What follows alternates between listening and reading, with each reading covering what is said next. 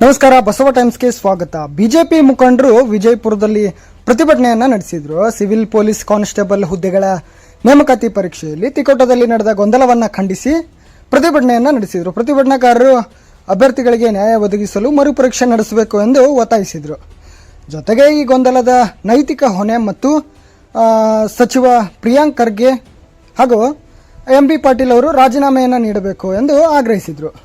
ತಪ್ಪಿತಸ್ಥ ಅಧಿಕಾರಿಗಳ ವಿರುದ್ಧ ಕಠಿಣ ಕ್ರಮ ಕೈಗೊಳ್ಳಬೇಕು, ನೇಮಕಾತಿ ಪ್ರಕ್ರಿಯೆಯಲ್ಲಿ ಪಾರದರ್ಶಕತೆ ಕಾಪಾಡಬೇಕು ಮತ್ತು ಅಭ್ಯರ್ಥಿಗಳ ಭವಿಷ್ಯಕ್ಕೆ ಧಕ್ಕೆಯಾಗದಂತೆ ಸರ್ಕಾರ ತಕ್ಷಣ ಕ್ರಮವನ್ನು ಕೈಗೊಳ್ಳಬೇಕು ಎಂದು ಪ್ರತಿಭಟನಾಕಾರರು ಸರ್ಕಾರಕ್ಕೆ ಒತ್ತಾಯಿಸಿದರು.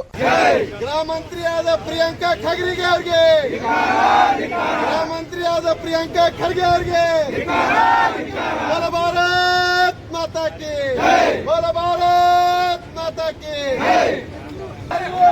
ಹೋರಾಟ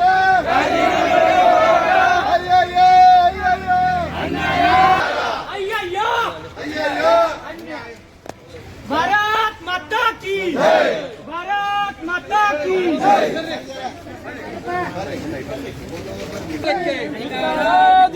ವಿದ್ಯಾರ್ಥಿಗಳಿಗೆ ಅನ್ಯಾಯ ಮಾಡುವ ಕಾಂಗ್ರೆಸ್ ಸರ್ಕಾರಕ್ಕೆ ಭ್ರಷ್ಟ ಕಾಂಗ್ರೆಸ್ ಸರ್ಕಾರಕ್ಕೆ, ವಿದ್ಯಾರ್ಥಿಗಳ ಚಲಾಟ ಆಡುವ ಕಾಂಗ್ರೆಸ್ ಸರ್ಕಾರಕ್ಕೆ, ಕಾಂಗ್ರೆಸ್ ಸರ್ಕಾರಕ್ಕೆ.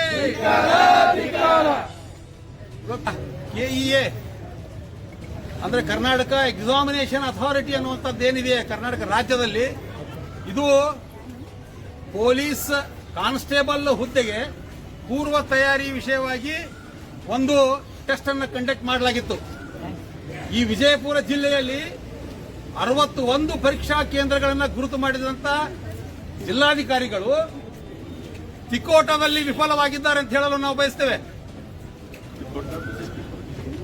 ತಿಕೋಟದಲ್ಲಿ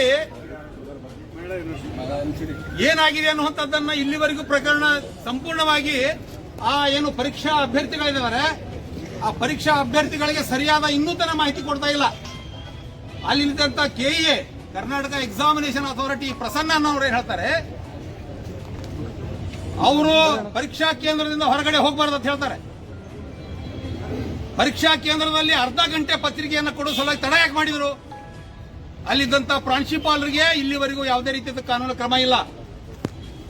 ಪರೀಕ್ಷಾ ಕೇಂದ್ರದಲ್ಲಿದ್ದಂತ ವಿದ್ಯಾರ್ಥಿಗಳಿಗೆ ಪ್ರಶ್ನೆ ಪತ್ರಿಕೆ ಮತ್ತು OMR ಸೀಟ್ಗಳನ್ನು ಕೊಡಕ್ಕೆ ಅರ್ಧ ಗಂಟೆ ಲೇಟ್ ಮಾಡಿದಾಗ ವಿದ್ಯಾರ್ಥಿಗಳು ಸಹಜವಾಗಿ ಗಾಬರಿ ಆದರು ಮತ್ತು ಕೊಟ್ಟಂತ OMR ಸೀಟು ಮತ್ತು ಕೊಟ್ಟಂತ ಪ್ರಶ್ನೆ ಪತ್ರಿಕೆ ಎರಡೂ ಕ್ರಮ ಸಂಖ್ಯೆ ಒಂದೇ ಇರಬೇಕು ಅನ್ನುವಂಥದ್ದೇನೋ ಅವ್ರ ತಲೆಯೊಳಗೆ ಕೂತ್ಕೊಂಡ್ಬಿಡ್ತು.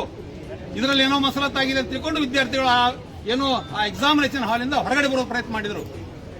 ಆಗ್ಲೇನೆ ನೀವು ಅರ್ಧ ಗಂಟೆ ಲೇಟ್ ಆದಾಗಲೇನೆ ಅಲ್ಲಿದ್ದಂತ ಶಾರದಾ ಏನು ಕಾಲೇಜ್ ಇತ್ತು ಆ ಕಾಲೇಜ್ ಪ್ರಾಂಶುಪಾಲರ್ ಆಗಿರ್ಬೋದು, ಅಲ್ಲಿ ಎಕ್ಸಾಮಿನೇಷನ್ ನಡೀತಕ್ಕಂಥ ಸೂಪರ್ವೈಸರ್ ಆಗಿರ್ಬೋದು, ವಿದ್ಯಾರ್ಥಿಗಳಿಗೆ ಅರ್ಧ ಗಂಟೆ ಲೇಟ್ ಆಗಿದೆ, ನಿಮಗೆ ಅರ್ಧ ಗಂಟೆ ನಾವು ಹೆಚ್ಚಿನ ಅವಕಾಶ ಕೊಡ್ತೀವಿ ಅಂತ ಆ ಎಕ್ಸಾಮಿನೇಷನ್ ಹಾಲ್ ಅಲ್ಲಿ ಹೇಳಿದ್ರೆ, ಇದು ಅವರು ವಿದ್ಯಾರ್ಥಿಗಳು ತಮ್ಮ ಭವಿಷ್ಯವನ್ನ ಹಾಳು ಮಾಡ್ಕೊಳ್ಳುವಂತ ವಿದ್ಯಾರ್ಥಿಗಳಿಗೆ ಯೋಚನೆ ಇರೋದಿಲ್ಲ.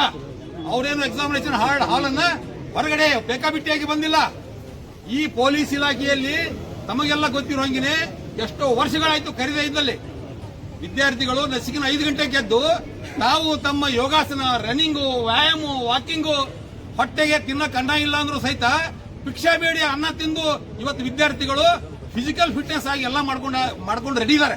ಅಂತ ವಿದ್ಯಾರ್ಥಿಗಳು ಏನು ಆ ಎಕ್ಸಾಮಿನೇಷನ್ ಹಾಲಲ್ಲಿ ಏನು ರಾಜಕೀಯ ಮಾಡಕ್ಕೆ ಹೊರಗಡೆ ಹೋರಾಟಕ್ಕೆ ಬಂದ್ರ ಏನು ನೀವು ಕಾಂಗ್ರೆಸ್ ಸರ್ಕಾರನವರು ಈ ವಿದ್ಯಾರ್ಥಿಗಳ ಭವಿಷ್ಯಕ್ಕೆ ಏನು ಭವಿಷ್ಯವನ್ನ ಹಾಳು ಮಾಡ್ತಾ ಇದ್ದೀರಿ?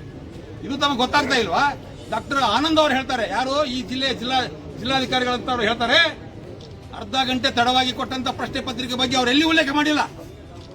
ಅಲ್ಲಿ ವಿದ್ಯಾರ್ಥಿಗಳು ಹೊರಗಡೆ ಬಂದ ತಕ್ಷಣ ತಮ್ಮ ಮಾಧ್ಯಮದ ಮುಂದೆ ಸ್ಟೇಟ್ಮೆಂಟ್ ಕೊಡ್ತಾರೆ, ಅರ್ಧ ಗಂಟೆ ಲೇಟ್ ಆಗಿ ನಮಗೆ ಪತ್ರಿಕೆ ಕೊಟ್ಟರು, OMR ಸೀಟ್ ಮತ್ತು ಪ್ರಶ್ನೆ ಪತ್ರಿಕೆ ಸಂಖ್ಯೆ ಎರಡು ಸರಿ ಇರಲಿಲ್ಲ, ಅದಕ್ಕಾಗಿ ನಾವು ಹೊರಗಡೆ ಬಂದಿವಿ ಅಂತ ಹೇಳ್ತಾರೆ. ಹಾಗಿದ್ರೆ ನೀವು ಈ ಪರೀಕ್ಷೆ ನಡೀತಾ ಇರ್ತಕ್ಕಂಥದ್ದು